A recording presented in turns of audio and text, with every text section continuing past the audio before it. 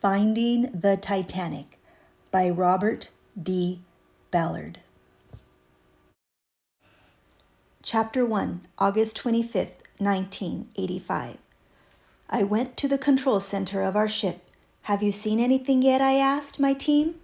I looked at the video screen. Nothing had appeared. We were searching for the Titanic, the most famous of all shipwrecks. The Titanic was once the largest ship in the world. It had grand rooms. It seemed like a floating palace. Some people even said the ship was unsinkable.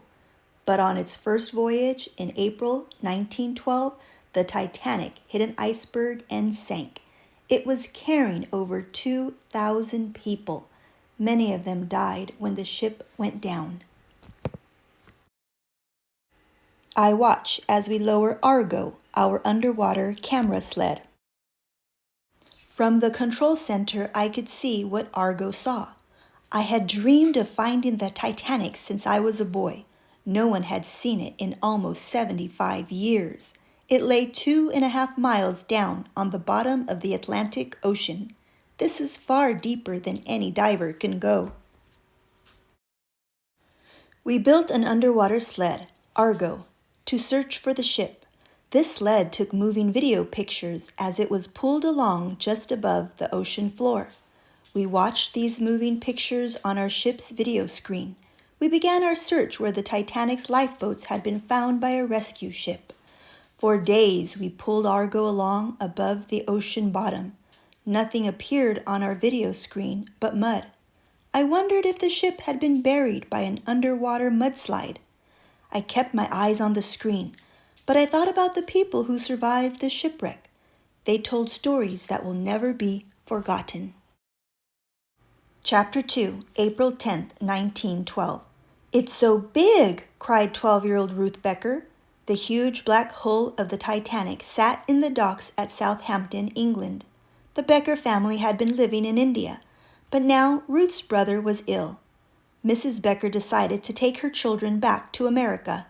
So Mrs. Becker, Ruth, 4-year-old Marion, and 2-year-old Richard had sailed from India to England.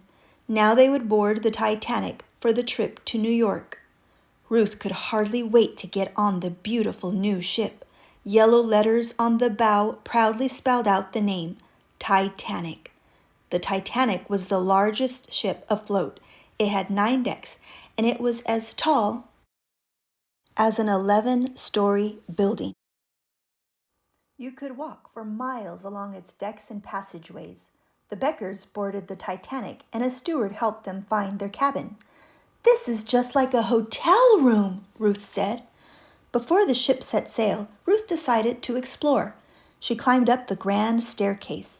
Gold-plated light fixtures hung from the ceiling. Sunlight shone through a big glass dome overhead. Ruth found the rooms of the wealthy first-class passengers. One of the doors was open.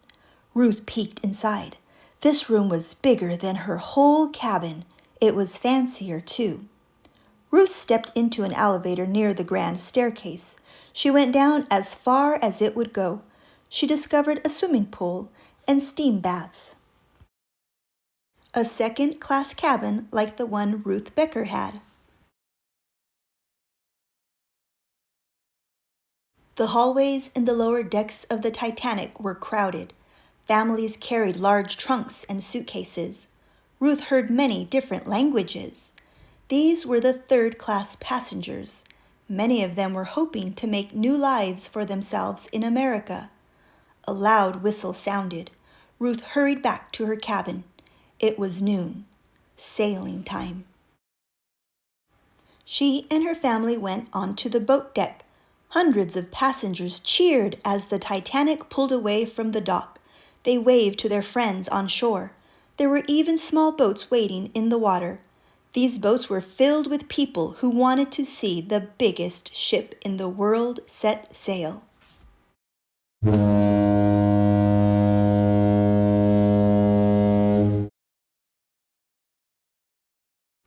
For the first few days of the voyage, the weather was clear and the ocean was calm.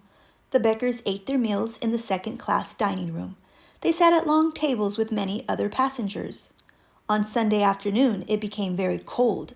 Ruth sat with her mother and some of the other passengers in the lounge. "We're making good speed," one man said. "We might even arrive in New York early if we don't run into ice." "So I hear," said Mrs. Becker.